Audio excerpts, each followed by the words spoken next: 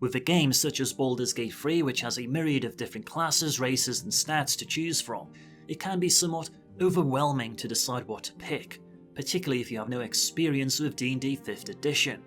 In this sort of environment, you often get self-proclaimed gurus telling you to choose a specific race, class, and feats combo, with promises that you shall become the most overpowered being in the Nine Hells of Baator. Of course, that is about as helpful as a Volo ballad on constipated badgers.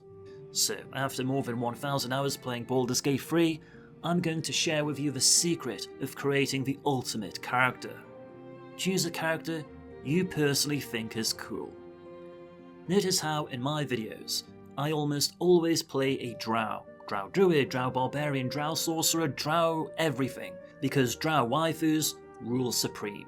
I can speedrun the game close to the world record, solo every fight, even finish the game naked with a drow. Why?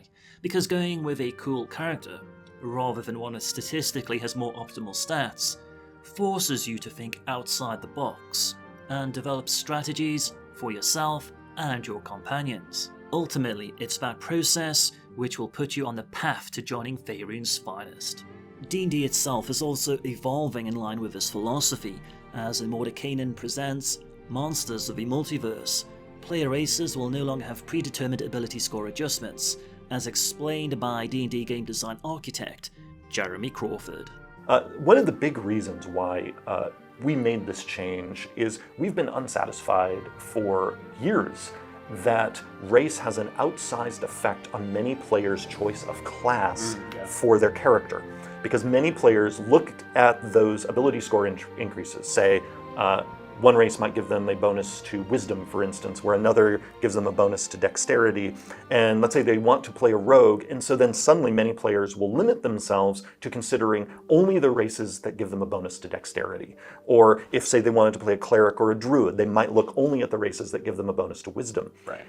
That's not our intent as game designers, for race and class to be, for your decision as a player to be sort of wrapped up together. We want you to be able to pick the two you want and marry them to create the character that's going to give you the most bliss at the table.